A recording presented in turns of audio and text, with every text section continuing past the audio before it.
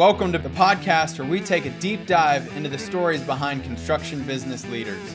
We will share how they got started, how they found success, and the lessons learned along the way. I'm your host, Eric Fortenberry. Welcome to Builder Stories. How's it going, everybody? I am here today with Jayme Carlson from Hard Decks, and they are located in Belvidere, Illinois. Super excited to have Jayme come on. I've known Jayme for, several years now. I think we met out at one of the conferences out there, but, really excited, Jayme, to have you on. You've been an awesome, person to watch you build your business, all the success that you've had. We've done a couple other webinars together, so super cool to finally get you on Builder Stories and hear the backstory. So welcome. Thank you. Thank you for having me. Yeah. So why don't you tell us, kind of just the general, how'd you get into construction? Why did you decide to start up Hard Decks? Tell us the backstory. Yeah. So I basically went straight into construction out of high school. Didn't go to college. Jumped right into being a carpenter, framing houses. Then slowly got into more trim carpentry and all the accessory things in that field. But started out framing. Then actually, when the economy got real bad, I think I made it till about 2010 before I getting laid off, and I ended up going into roofing sales, which is where I got kind of some education in sales and project management there. And then when I got out of that, I had done a little bit of odds and ends stuff, but I just decided to start my own business, and I started by doing everything under the sun, right? Anybody called me for anything, yep, I can do that. And it did that for a couple of years and realized that, I got a niche down. I can't be painting one day, hanging cabinets the next day, siding, decks. I was doing everything, and it was hard to manage, especially I was, a solo operator. I didn't have any employees. I was just doing whatever all by myself. And then I met my now business partner, Andy, who also then became my father-in-law. But I met him, and, right around the time I was starting my business, we hit it off. We were, fast friends, and we worked well together. We started doing more and more together. And then COVID hit. And COVID kind of forced us outside. So that year I was only taking on exterior projects, which turned into a lot of decks. And it was about the time I was really saying, okay, I need to focus on something. And that finally just became decks. I said, well, let's just do decks. And, funny story, of course, is you start trying to think of names for the deck company. And, I want to make sure that it stood out and it was something memorable. I didn't want to just have my name in there. I wanted to make sure that it was, good branding and got the name across. So came across, kind of spitballed some ideas over some beers, and we landed on Hard Decks.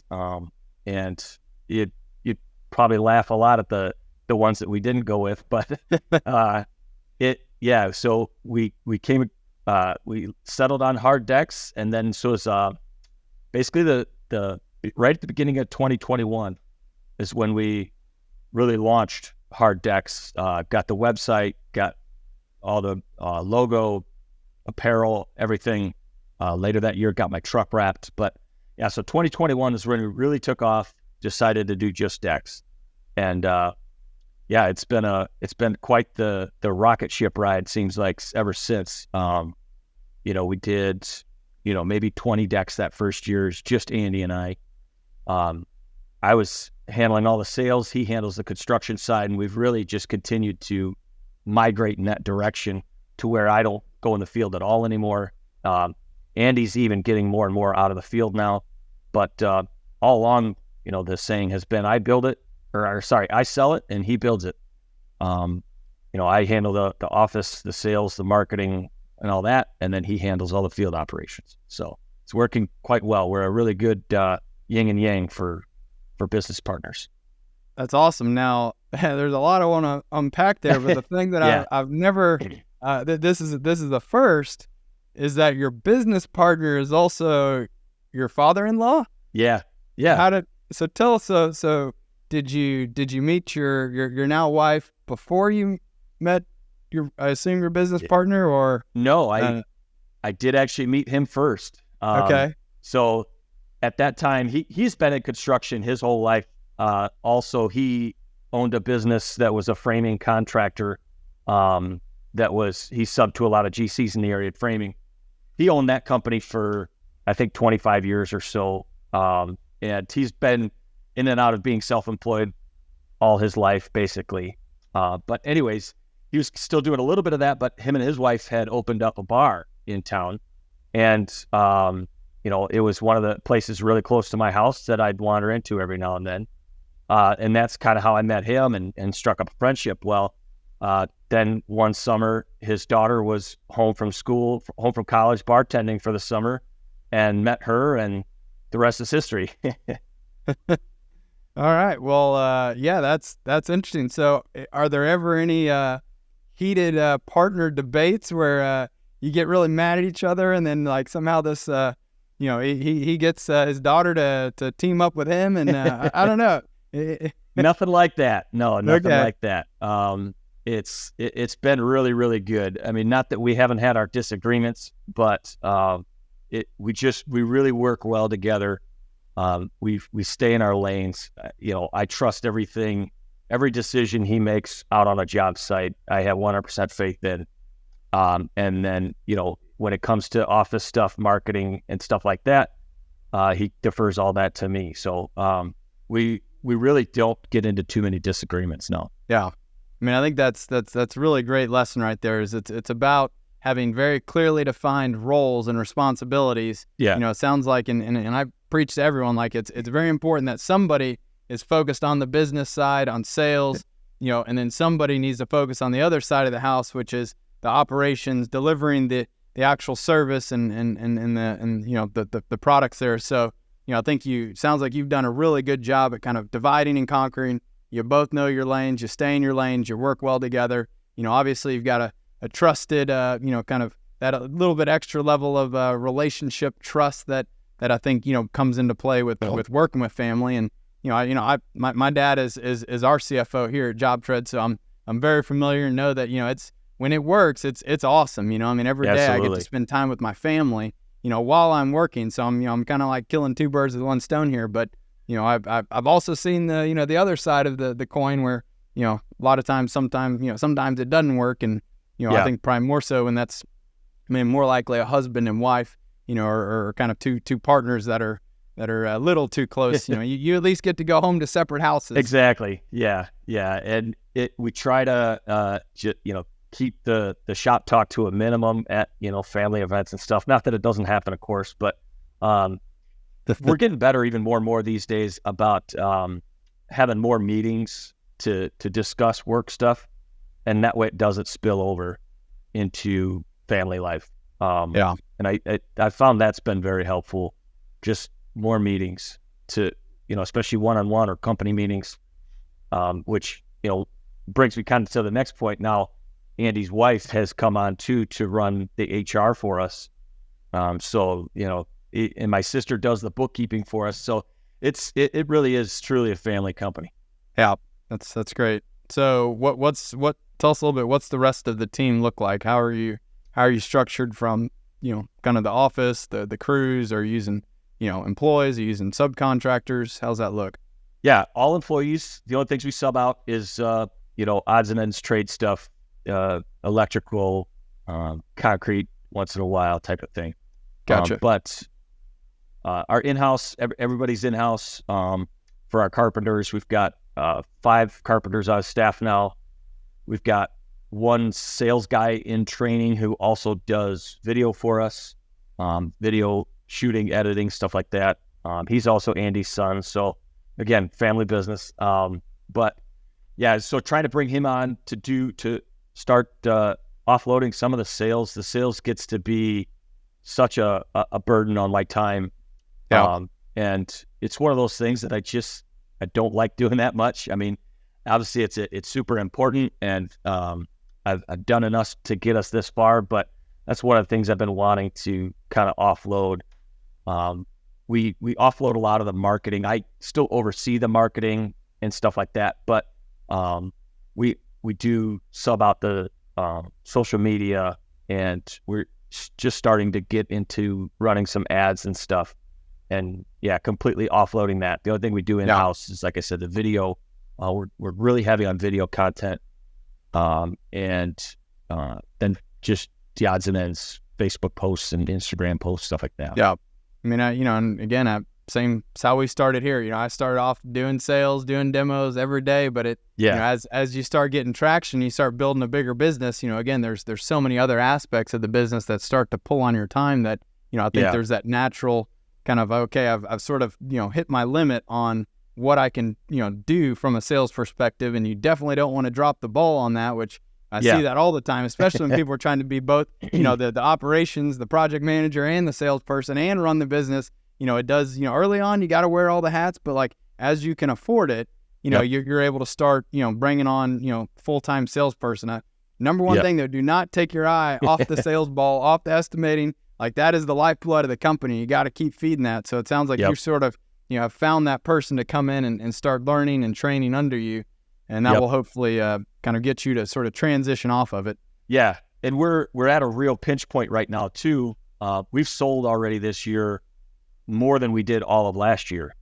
Wow. So we're on track. We're on track to do double this year what we did last year. And we're at this point where we really need like an office space. And, I'm still running the office out of my house, and we're really bumping up against like a glass ceiling. And you can really see it in our sales data. We get these big spikes, and then it drops off, and then you get the spike and then it drops off. And that's just because when a bunch of jobs come in, now you got to manage all those jobs, get them, processed and ready to go into production. And I still do all that. So when we have a really good sales week or 2 weeks, I could sell $100,000 or $200,000 of projects in a matter of weeks. And then it drops off for a couple of weeks because I'm trying to get all those projects into production. And so I think having a sales guy on staff to try to level out some of that, and so his eye is always on sales and his time is all devoted to sales. I think that's going to be really important for us to get to that next step. But like I said, we're at a pinch point now where we really, really need an office and a shop, showroom type thing, just so that I'd like to get somebody like an office manager on board to handle a lot of the, more minute stuff, answering phone calls. Because, I'm still wearing all those hats right now. And I think of it like the plate spinning, and you got a bunch of plates spinning. And if you're going to go start spinning another one, or if one's, not gotten attention in a while, you go to spin that one and 2 other ones fall down. And, it's like whack-a-mole,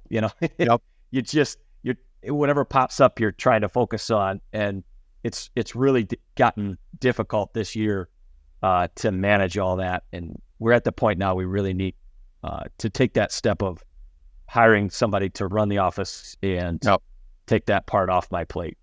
I mean, look, at the end of the day, I'd rather have that problem than not have that problem. So, it's all about, keeping the bigger perspective on things. I know it can get very overwhelming, stressful, but it sure is a whole lot better than having nothing to juggle and no plates spinning and no deals coming in. So I see it all the time online, guys saying that, this is a really slow year for them. And I'm just thinking, I don't know what we're doing different, but I'm certainly not going to complain about the problems we have. I won't be doing that.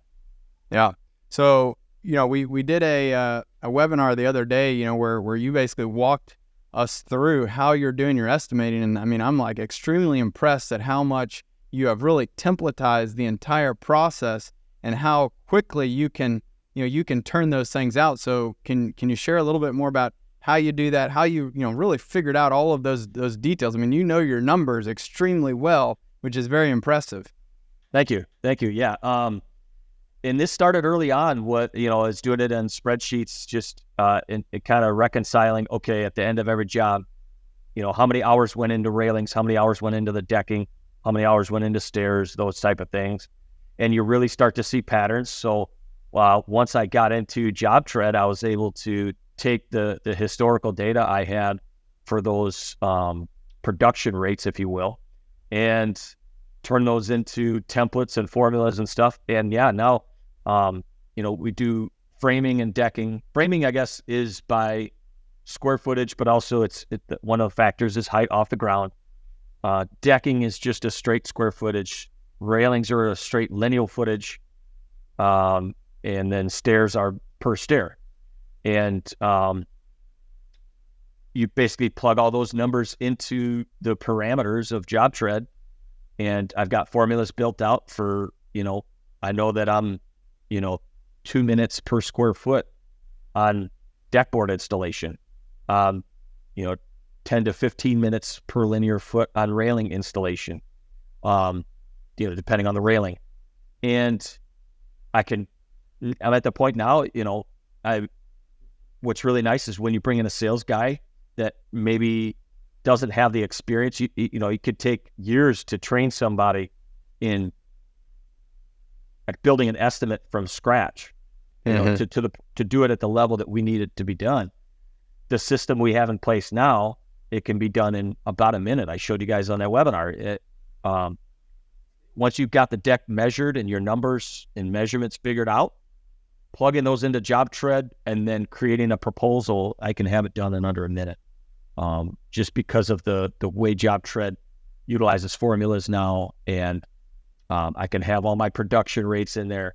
And then when it comes on the back end, job costing, then you look back and you just say, okay, we were a little off here, we were a little off there. And if you start to see a pattern of, okay, this railing system, we're consistently underbidding on hours, we just tweak it. It takes seconds. And that absolutely couldn't be done without job tread.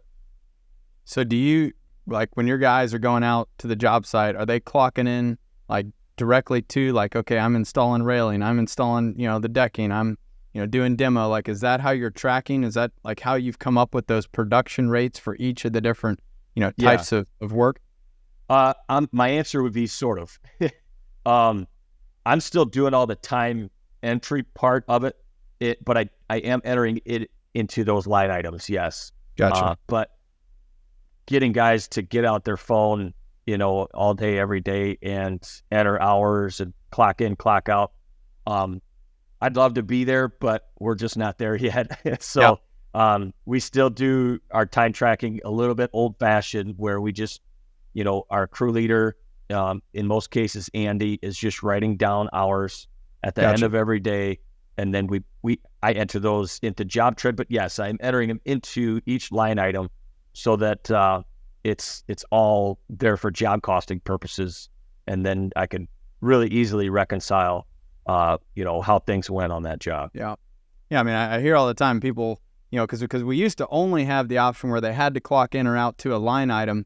We got a bunch of feedback. People hey, they don't want to do that level of detail. They want to let them just clock into, a cost code or just clock into the job at all. And so we've allowed that, but I still recommend it's for the exact reason, what you have been able to build and do with, understanding production rates. That's just invaluable data to help you accurately estimate your job. So I still recommend people do spend some time, run some projects at that very, detailed level, because that's how you're going to really understand how long it takes you to do each of these tasks. Once you kind of get that all flushed out, if you want to kind of take it up a level and make it a little bit easier, fine. But collecting that data, however you get it, it's so important to be able to analyze it. And I'm glad to see you've actually put the data to use as well. Yep. A lot of guys, I hear that when you talk about how to price a project, especially decks, there's kind of two camps. There's people out there doing square footage pricing like this, lineal footage pricing, etc. And then there's the people that build their estimates with every 2x4 and every screw and every deck board figured in.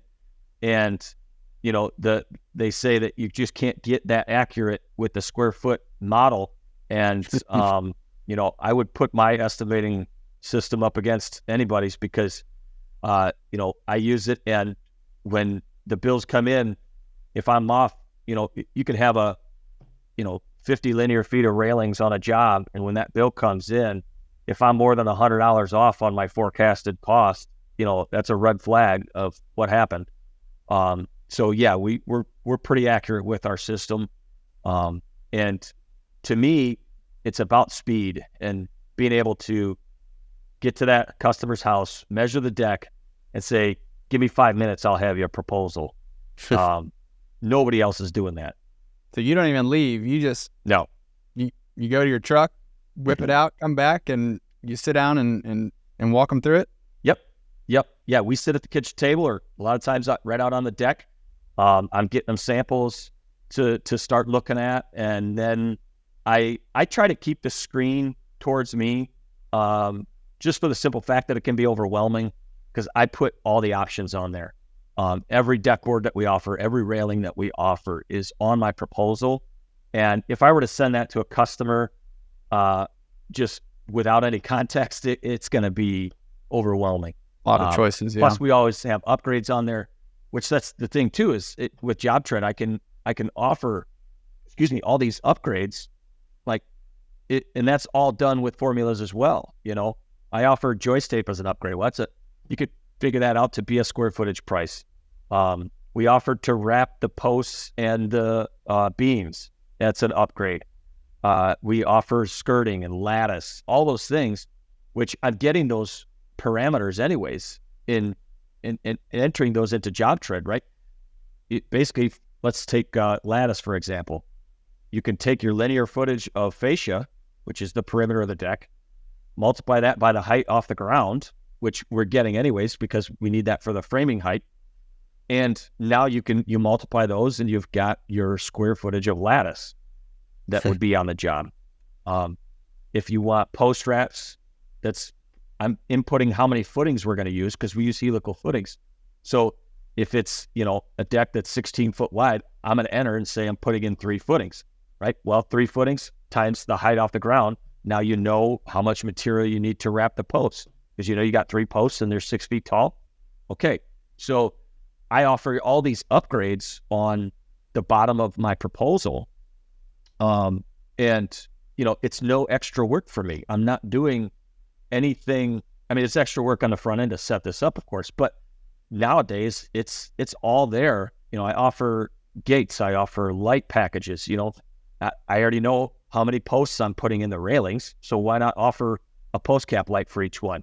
I know how many stairs I'm doing. I offer a riser light for each stair. All these things that you've already got the measurements being put in, just take them and offer upgrades. So you're just able to instantly tell them how much more would it cost to add these X, Y, and Z. It's just, so many times the contractors, I'm going to have to get back to you. And then again, we're creating delays. You're right there. You're walking them through, okay, here's the base. You want to talk about adding the skirting. It's going to cost you this much more. You want to do, wrap these posts. It's this much more. You just have that instant access to deliver, and to tell them what that extra cost is. And it sort of helps them make that decision. I mean, so exactly. How many of them are they just, what percentage is just going to sign on the spot with you, or do they need to think about it, or kind of what does it look like after you've we've nailed down what you want and what the cost is? Are you going in for the close right then? Absolutely. Yeah. I don't know offhand. I'd have to look back. It's not something I looked at recently, but I know our close rate for those on-site appointments is north of 50%. Now, I really think it should be better than that. I'm from the school of Tom Reber, where, in the Shin Fu sales process that they teach over there at the Contractor Fight has been phenomenal in helping us get to this point we're at. But you have a conversation with the customer on the phone early on, and you talk about the project. You get as many details as you can about, what they're wanting. And one of his things is the motive, why they want that. What are they dealing with that they want this project so bad, right? So you dive into that, but I'm never going to go out to a house if we haven't talked ballpark numbers and price ranges for stuff. So that's all part of the initial pre-qualification phone call, is talking budget. So when I get out there and give them pricing, there shouldn't really be any surprises. And that's what really helps our close rate. Now I could certainly be a little bit better on that phone call part of it in making sure that people are going to buy from me when I come out. That is something they teach. And I guess I haven't honed my skills enough to be there yet. But yeah, once I get to the job site or to the house and put together the proposal, there's usually not too many surprises. But really one thing that sometimes surprises me is how many people, almost everybody picks something for an upgrade, those upgrades that we offer. Yeah. There's a lot of times you go out and they're saying, okay, I want to spend between 25 and 30,000. That's my budget. Okay. I get out there and I show them a deck between 25 and 30,000, and in the size they want, the color they want, everything. And then you offer a couple of upgrades and I walk out of there with a $40,000 contract. It's very common, when I was it was at Deck Expo, 2022, probably the first year of the 2 years it was in Vegas. But anyways, that when I signed up for Job Tread, and Jason Varney was standing there explaining this to me, how he does it. And he's like, yeah, you let them hang themselves. If they say they want a $25,000 deck, you give them a $25,000 deck, and then you offer all the goodies to go with it and let them hang themselves. And I don't care if they pick the $25,000 deck or the $40,000 deck, as long as you're walking away, and you offered them what they wanted. That's the name of the game. So that really stuck with me is, you let them hang themselves. Yeah. I mean, it's, I think it's no doubt how you've doubled your sales. Yeah. You're taking the customer off the market. You're professional. You're able to just immediately answer their questions. What's the cost? Let's get to the bottom of what do you want to move forward with, and we're ready to go. I mean, it doesn't get any better than that, Jayme. Yeah. I mean, case in point, look at your sales, look at your growth. Yeah. Yeah. It's been an incredible growth. Like I said, it's been a rocket ship ride in the last 3-4 years, whatever. We started out the first year, I think we struggled to get to like 400,000 in sales, but it was just me and Andy, and that was still a full year worth of work. And then figured out real fast that I needed to raise prices. So you raise prices, and then you hire another guy, and so you're doing more decks per year. And we got to 650, I think, in 2022. 2023, our goal was $1 million, but we came up about 850,000, and not all that was decks. It was about 750,000 in decks.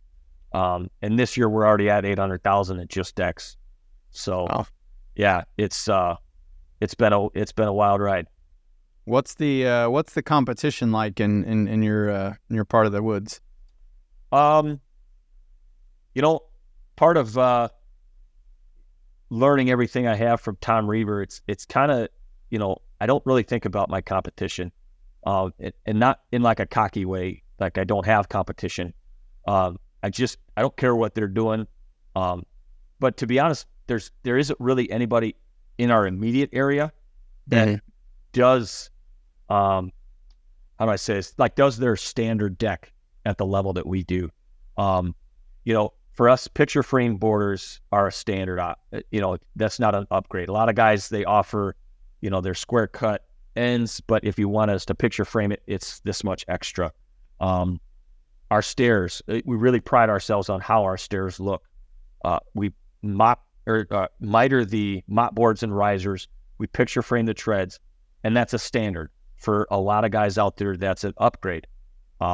So I don't think there's really anybody in our immediate area that their standard deck is at the same level. Now, if they sold apples to apples, what we're doing, are they putting up good projects? I'm sure they are.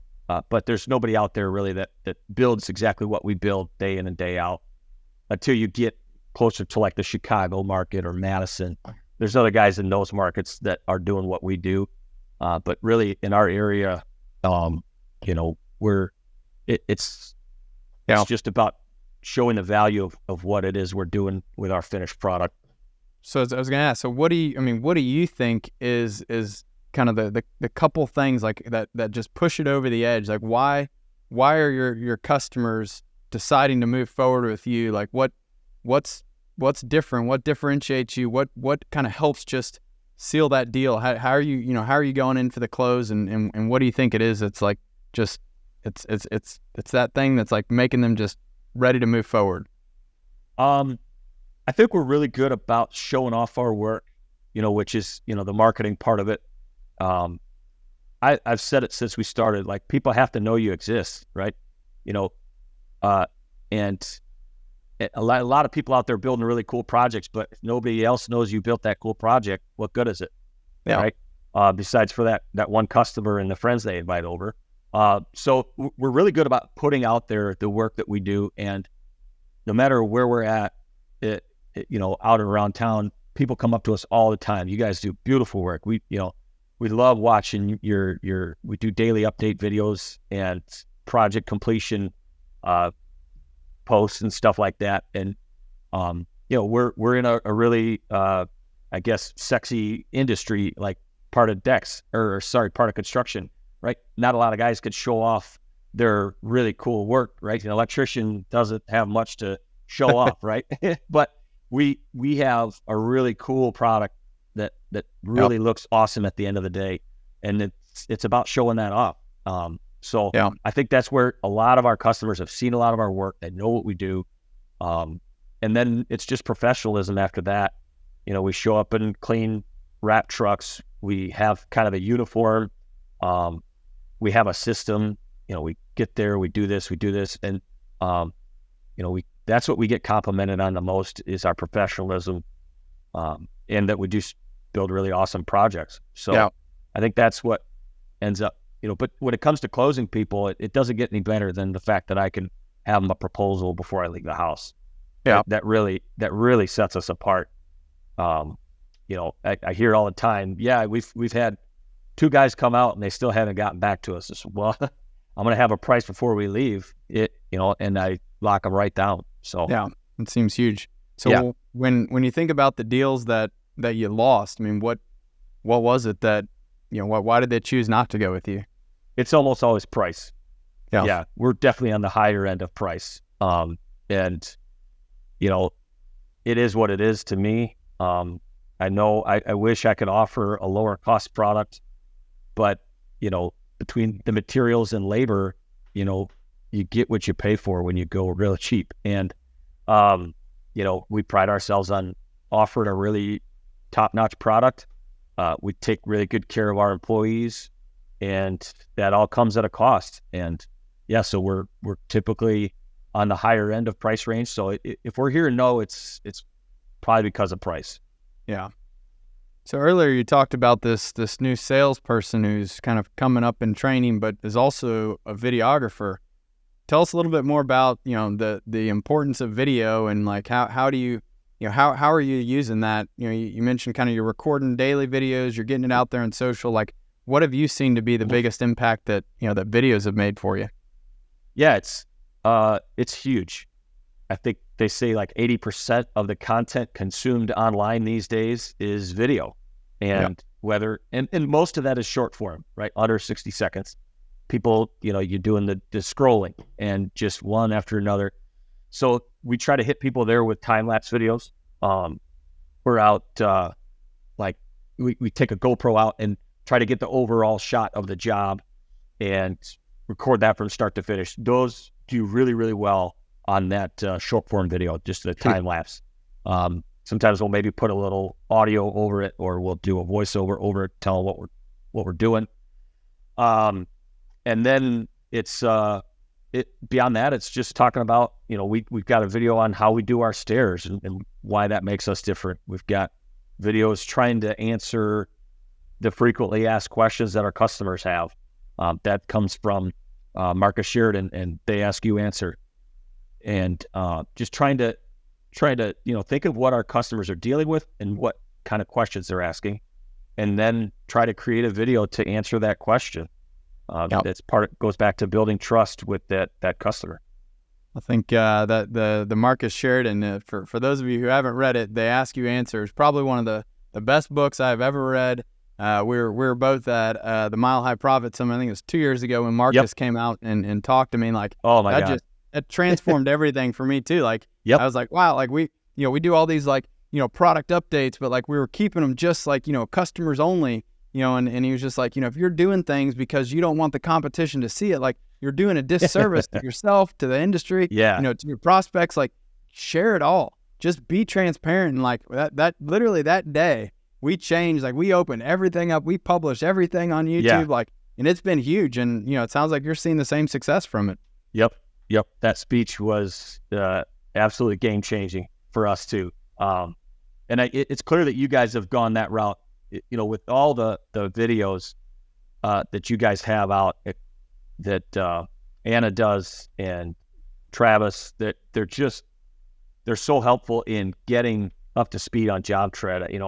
I hardly ever run into an issue these days. Actually, I kind of had this conversation with Travis not long ago, because if I've got an issue and I can't solve it through your self-help video or articles, stuff like that, it probably means I'm trying to do something that the software doesn't do. And Travis pointed that out last time I had a one-on-one with him. He goes, when I see your name pop up on my calendar, I kind of know that we're not going to be able to help you because you're trying to do something that we don't have the capability of doing. And, and that's even pretty uncommon these days. But yeah, for me, if I run into an issue or I got a question, usually it's when I'm trying to build out that next feature of job tread that to make it work for me. And if I'm running into an issue, there's so many videos that you guys do and the help articles, the help desk. Yeah. It's unreal. It really is how the level you guys go to make sure that your customers are getting everything out of the product. You're not just giving them the product and going to try to find another customer. I mean, we even now reply to support emails and inquiries with recording a quick video to show them how to do it. Like, I mean, it's just so much easier to just click record, walk them through, talk it out, instead of having to sit there and write all these instructions down and then someone else having to read it and trying to like follow along. Like, man, video is just like so much easier these days. And I mean, I think it was Steve Kirk who was on the webinar with us, the other day. Like, I mean, he does a Loom where he walks through his proposal to kind of talk it all out and send it out. And I mean, again, that's a great way to like, just, hey, here, let me kind of at least walk you through this without having to be there in face to face. Yeah, right. That video is the next best thing. If you can't be at the kitchen table, get yourself on video. We're just talking about how video is everything these days. And I even, I just got onto Loom myself, and I had sent Travis a Loom video about an issue I was having because, you're right. It's better than typing out an email with all this stuff. You just start recording your screen and shoot the video. He can follow the mouse of what I'm doing, what I'm trying to accomplish here. Yeah. And, so I sent Travis a Loom video to ask a question, and then, because he's always sending me Loom videos back with answers and stuff. So, if it works, we're going to do it, Yeah. So how do you go about, like, let's say kind of after the project? I mean, are you trying to capture, any sort of testimonials or doing a full walkthrough where you're involving the customer, are you capturing that story? Not yet. That is definitely on the radar, but that's one of those things that's on the back burner because we're so freaking busy. Yeah. It's been, I know it's an important thing to do. And, I see it other places. We're just actually starting to roll out some, like project spotlight, but in more of like a blog form on our website for a few projects. We're just starting to gather up all the data and pictures and stuff for that and start implementing that. And yeah, once I get caught up, that's kind of like some of the features in job tread.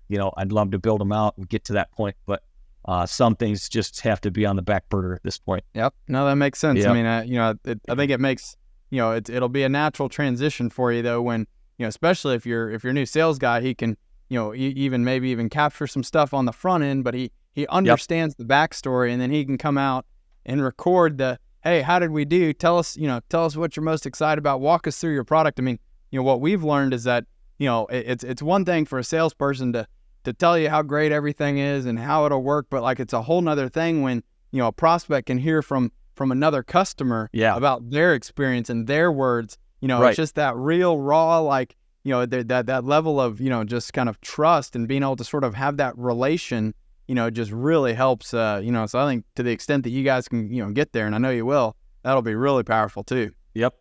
I certainly see the value in it, and it's 100% something we will do, just not quite there yet.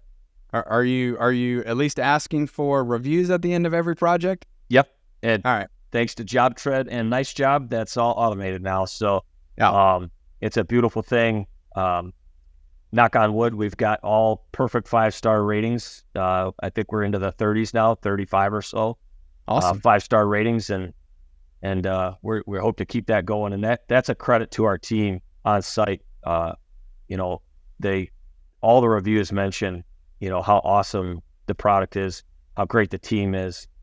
The guys are always super professional, and I think they're good about hinting at, we're trying to get a 5-star rating here, Yeah. And and then at the end of the job, when it comes through as a text message, that's super easy for them to get on there and write it up. It's just so good. Yeah. I mean, it's just such an easy thing to do, to ask, but I see so many contractors, they don't do that. They don't even ask. They're not right. asking for the review. They're not asking for the testimonial. Like, it's like, look, we, and we want to set the stage going into every single, deal. Like, hey, we are here to earn your 5-star review. Like, we will bend over backwards to make sure you have a great customer experience. And I think that just sets the tone from the beginning. And your guys, they know, hey, we got to go, and this is what we're striving for. Do you do anything like to kind of incentivize or compensate the guys if they were responsible or helped out somehow? Yeah. Excuse me.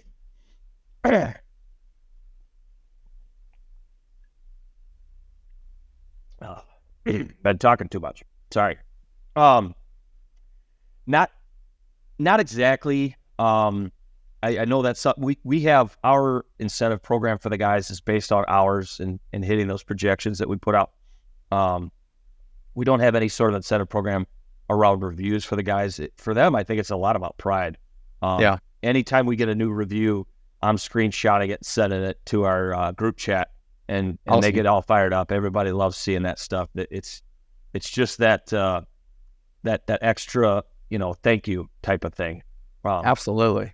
And one thing we're really good about at the end of the job too is, before we get to that point where we're sending them the link, it's just a simple question like, is there any reason or anything we haven't done yet or whatever that any reason you wouldn't give us a 5-star review? And, if there is, the one thing doesn't look right, or we could address it right there. But most of the time it's going to be, I'll give you guys a 5-star review for sure. Okay, awesome. You should be getting a link here in the next day or two. Yeah, so that's awesome. And it's just recognizing your team and sharing that with others. Like, that's such a motivating thing that, like, so many people don't realize. Like, I mean, one, that it's free to do that. To take an extra couple minutes to take a screenshot or to send out a note to the team. Like, one of the things that we do here at JobTread, we have a weekly team lunch. And so at the beginning of every team lunch, we also have a Who's Kicking Ass box where anyone can submit, just a little note about, something that they saw someone go above and beyond, or some awesome thing that they did. And I read out every single one of them at the beginning of every team lunch. The first one drawn, we give them, it's just, they can choose that you want a Starbucks or a Chipotle gift card. It's like $10-15, nothing much, but like just that process of recognizing people for their hard work, for their results. It goes so far, and it's so easy, and it's so cheap to be able to do. And, again, so many people just, they don't even think to do that type of stuff, but that's how you build a great culture. That's a results-oriented, results-driven culture, is by calling out that great work. And, sounds like you're seeing the benefits of that too. Yep, for sure. And it helps, being in the visual industry that we're in versus, like I said, like a plumber or an electrician. If they're not doing high quality work, you can't always tell. For us, if it's not top notch finished product, every detail looked at, people are going to know. It's so interesting though, if you think, and just, again, go read, hundreds of thousands of reviews, the thing that like seems to just matter the most and what people most often write about is the experience that they had. Like you rarely see someone going into detail about, oh, this, particular board was so awesome. And when I walk on it, when it's wet, like I don't slip and I got great traction. And like, it's about the experience that they had working with you. And that's why, like, again, I think everybody needs to understand that, like, going into it. And it starts at the very beginning. It starts in the sales process, maybe even in the marketing process, and all the way through. And like, when you understand that, like, that's how you build just these customer evangelists and these people that will go out there and give you, 5-star reviews to help promote you because of that experience that they had. And, clearly you guys are doing a great job at that. Yeah. Thank you. Yeah. Your customers are your number one sales tool if you do it right. Yeah. So what would you say has been the biggest challenge for you? You've had pretty good growth over the last, few years. Obviously started off, small team, you and Andy, what would you say that you think the biggest challenges that you've had to overcome in the first couple of years were? So it's kind of evolving. In the first couple of years, the challenge was hiring good help, and we've managed to put together a really kick-ass team at this point. Andy's wife, who came on board, one of the first things she did for us was took over all the jobs. So she made the job posts and screened all the applicants and stuff, that could be a full-time job when you put out a good job post and you get 100 applicants per week, right? Screening all that is a huge burden that I just couldn't handle anymore. So she took over that, and since she took over, we've really upped the quality of guys that we've been able to interview and bring on. So we've put together a really good team. That was the struggle early on. I think we've got that part under control now. Now it's for both Andy and I. It's coming down to time management and delegating. That's our struggle now. Is just try to be really, really good about use of time and what order to do things in or what to say no to. But then delegating is so huge. And the challenge for me where I'm at now is, it's going to take me as much time to train somebody to do something that I'm doing as it is for me to just go ahead and do it. So it's hard for me to slow down and find somebody, train them up and do that when I have all these other things I still have to do. So that's one of the problems, I'm recognizing within myself right now is I'm really trying to understand the things that I really need to do and the things I really could have somebody else doing. And then, get to the point I can start to offload some of that. That's the growth pains we're having right now, growing pains. I think though, again, exactly what you said, like you struggled and maybe didn't make some of the best hires up front, but then you put a concerted effort on, finding the right people, making sure that, you kind of screen them. I mean, again, having that person to help do that regardless, like, my COO here at JobTread, Alex, I mean, he does a pre-screening call with every single applicant, and it takes up a tremendous amount of his time. But like, hiring the right people is probably one of the most important things that any business owner can do. You have to make sure that you build the right team, and that is going to make everything else so much easier, so much more enjoyable, more fun. I mean, I'm sure everybody has had some of those, a couple of bad apples. You've seen that they can spoil the entire apple cart. Like, you got to make sure you have the right people on the team. And look, like when you don't have the right people, you gotta, hire slowly, fire quickly. Like, don't just, let things dwindle and go on and just keep, because it's affecting everybody. It's affecting you, whether you want to admit it or not, and it's affecting the whole team. It could be affecting your customers, even worse, your trade partners. Like, you got to be very, focused on making sure that you've got the right people. Now, I will say, just like what you said, you got to do a good job of training them.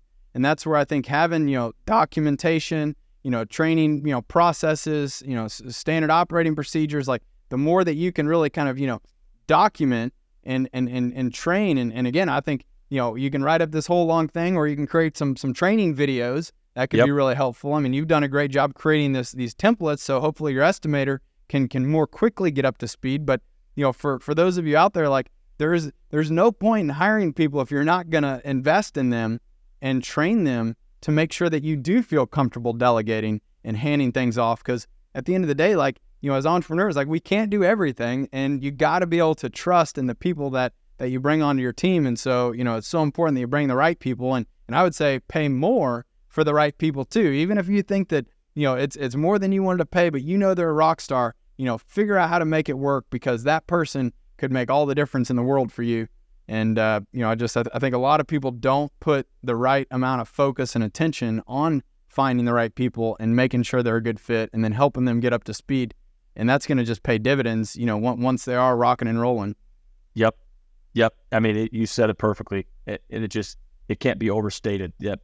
People are what make it go.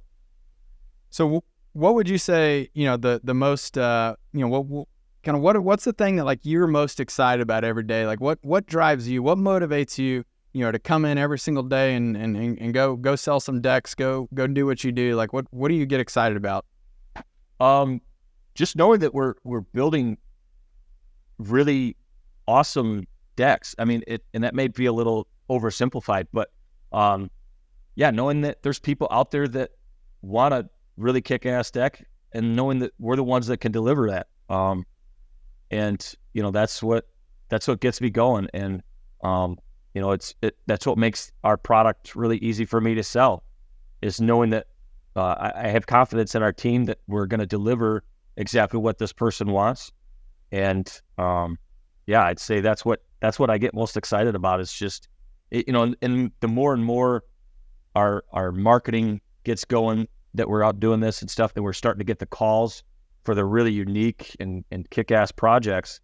That's what I get more and more excited. Really, we could go out and build these, 12 by 12 decks all day long, and it's a good business. But the stuff that really excites us is the custom projects, and just not your run of the mill deck. Something that somebody's got a vision and they want it built. They can't find somebody to build it. That's hopefully they find us. How are you keeping up with all of the kind of the products and the innovations? I mean, there's so much that's happening in the decking industry, and you got a lot of great, manufacturers out there that are constantly putting out new and innovative solutions. Like, how do you keep up with all that? It's a bunch of different things. I'd say there's the Deck Specialist magazine, which is huge, and NADRA, and getting their newsletter and just networking with the other deck builders, which a lot of that happens on like Facebook and Instagram. So if you're following all the other, top tier deck builders around the country, you're going to see these products as they're coming. And also having really good relationships with the manufacturers, just stepped up for that Timber Tech webinar the other day, do a lot of stuff with decorators and Trex. These companies, they've got reps out there that are meant to be that liaison with the contractor, especially contractor that's using a lot of their products. And, you got to lean on them and, ask them what events you got coming up. We go to Deck Expo every year, and, those trade events, all that stuff, it's a little bit of everything in order to get the latest and greatest information in the industry. But yeah, you're right. The decking industry is evolving quickly. To guys, yep. It used to just be, carpenters built decks when a house needed a deck, and now you're seeing so many, like ourselves, decking only companies out there, because it's become such a specialized thing now. Yeah, I mean, it really is an awesome industry, that we feel very fortunate to have kind of just, gotten into and been able to make some relationships. I mean, obviously the manufacturers have helped connect us with all of their pros and the people working with them, but just all of the events that we see through NADRA, through Deck Expo, it's just awesome that there's so much kind of collaboration where people are there's genuine passion about this, and I think that's like what keeps keeps it exciting and fun and motivating. And, it's also a very profitable, industry to be in if you're building and quoting it right. Like, Yep. I think there's a great opportunity for builders. And, it's in my opinion, I think it's a whole lot easier, to be able to add value outside of the home by creating these outdoor living spaces than, going inside the home and having to, deal with the customer living there while you're tearing out their kitchen or tearing out their bedroom, their bathroom. Like, you've got a really great, product that you can get in and you can get out and add tremendous value. Yeah. Our average project is about a week long, and we're in and out and completely outside of the house. Yeah. The days of, remodeling somebody's bathroom while they're still living there, I hope those days are long gone, because it is tough. Hats off to the guys that still do that. It's a tough thing to do. So I'm curious, where do you see the business going? Like, what is, I don't know how far out you look, but, where do you want to see Hard Decks in 5-10 years? So I think short term, we're going to keep, adding on our field team slowly, building out our, office staff slowly. Yeah. In the next couple of years, hopefully in the next year, we'll have an office with somebody in the office, answering phones and doing office stuff.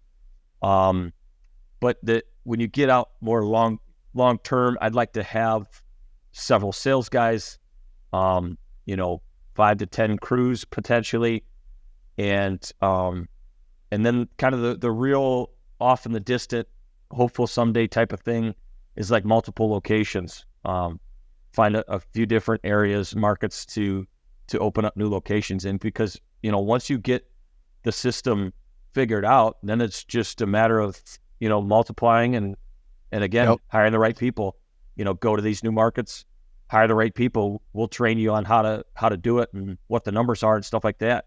And then it's just putting it on repeat. Yeah, that's awesome, man. I can't wait to see you make that happen. Yeah. The next big franchise, Hard Decks, look out. There we go. I mean, and you got a great name and a great brand. You definitely, it's something that sticks with you. Once you see it, you can't really forget it. So yep, that's the whole goal. Yeah. Yep. Well, you'll have to tell me offline what some of those other options were that. Yeah. So it kind of sort of wrapping up here. I mean, when you think back, about the early days and really just kind of, I'm curious, like, what advice would you have for other contractors who, they're earlier on, they're maybe still got one foot on the tools, 1 foot out, trying to decide if they want to start their own business. Maybe they just did. They're in the thick of that, that first year or two. Like, do you have any advice that you would give them? Any things that you feel like, you now that you wish you would have known earlier that might have helped save you a couple hard times? What would you share with others? I guess the first thing that comes to mind for me is, like, when we talk about hiring people, it's absolutely crucial if you're going to grow your, but the thing is, it's scary. Hiring people and growing and taking those risks, it's scary. And, you just got to know that is perfectly normal to be scared of taking that next step. Whether it's hiring your first field helper, or hiring your first sales guy, whatever. It's scary because you're going into uncharted territory. So the best advice is just, do it. If you're scared of it, don't let that deter you. It's perfectly normal. Just push through, and if you fail, learn from it and do it again. But that's the key to growth is hiring people. You're going to hit your capacity at some point as a solo operator. And if you want to stay there, fine. But if you want to grow, it means hiring people, and it's going to be scary. Yeah, I can't agree more. I mean, in order to build a scalable, profitable business, you are going to need a team of people eventually. And so it's about finding the right people. And, look, if this was easy, then everybody would be, business owners, and, it just, we'd all be doing it, but it's not. You got to take, calculated risk. And, I'm a big proponent of it. I tell people, like, build out an annual budget, model out what you think you're going to do from a top line sales perspective, from a gross profit perspective, what your overhead costs are going to be, and then what your net income is going to be. And again, you start to back into, okay, if I want to make this for the year, then break it up into the months. And what do I need to do each month? And then you can start setting goals for yourself. And maybe once you hit certain, goals and have some thresholds where okay, now we've made enough money where we think we can justify bringing on that next person, you can really kind of do this in a very sort of systematic manner where you can, again, try to have as much, kind of control and understanding of how are we going to afford this, and make sure you do it at the right time. But you definitely do need to take those risks. And sometimes it can be scary as hell to bring someone on as an employee, and you're going to have to make payroll every single week or every other week. Yeah, no doubt. Yeah. I just couldn't agree more. And I think probably the other thing that, I've seen, with you is that, you've done a great job investing in yourself and your own skills.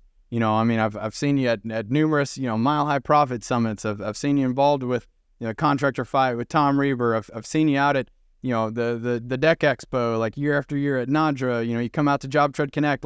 You've done a great job, I think, investing in yourself, as a business owner, as a business leader, to really keep taking it up a notch. And, I think that's a great model for others, and they need to understand it's important to take the time to keep sharpening your own skills, because that's what's going to help you win more battles, win more jobs, win over those moments where, it's all about, you fall back to your training. And, I think you've done a great job at that too. Yeah. Thank you. And I can't say enough, if you give me enough time, I'll think of a lot of, good tips for early on business owners, but that's another one of them that can't be understated is, getting some coaching, or at least a mentor, or somebody. I like to think that Andy was a mentor to me early on, and then became a business partner. But then it became the Contractor Fight, and the great team they have over there. I can't even count how many coaches they have nowadays. And they're all specialty type coaches, and really great team over there. Super, super valuable. And, they get a lot of credit for the growth that we've had. Just, hire a good coach. But knowing your numbers, like you were saying before, is super important. Yeah, we built out a budget the first couple of years in business, and it wasn't right. It wasn't super accurate to what actually happened. But just going through the process of building it, and trying to think of all those things, it may not be accurate, but it's certainly going to be better than not doing it at all. Yeah. And then job costing, stuff like that. After every job, especially early on, look at what you spent and where you spent it and stuff. That is more important than getting on to that next job and getting the next, deposit check in the door. You got to look at what just happened on that last job, so not to, because you're probably making mistakes somewhere, and you're not going to know it until your job costing. Yeah. If you're not making money on the job, then you definitely don't want to go sell that next job, because you're just going to lose more. Yeah. So, I say it all the time, when, people talk about our high rates and stuff, and that's what it takes to make money, what we're doing. And, if I'm not making money, and I don't need to practice at this stuff. Yeah. Man, look, Jayme, it's been a pleasure having you on here. I really appreciate you coming on, sharing some of these, these keys to your success. You've done a great job, great role model. I appreciate all that I see you doing out there in the industry to help educate other people, from walking them through how you're using Job Tread to sharing how coaching's impacted you, to just being a friend and a mentor to others. I mean, it doesn't go unrecognized and unnoticed. So thank you for everything you've done. And, I appreciate the opportunity to be here along, just kind of watching you keep growing this thing. I can't wait to see you get into multiple markets. I think that's a pretty awesome, stretch goal for you. But, again, it's been an honor. It's been a pleasure. And I want to thank you for coming on. Yeah. Thank you, Eric. What you've been doing there, and especially, with this podcast, I listened to just about every episode of this podcast too. So, what you're doing, it deserves a lot of credit as well. And thank you for having me on and giving me the opportunity to get my voice out there. Awesome. Thanks, Jayme. Yeah, Talk to you soon. Eric. Thanks for joining us for this episode of Builder Stories. We hope you enjoyed the conversation and gained valuable insights that can help you in your journey along the way. Don't forget to subscribe to the show and leave us a review. And as always, if you or someone you know has a story to share, please contact us at builderstories.com. We'd love to hear from you. I'm Eric Fortenberry, and remember, every builder has a unique story. Keep building yours.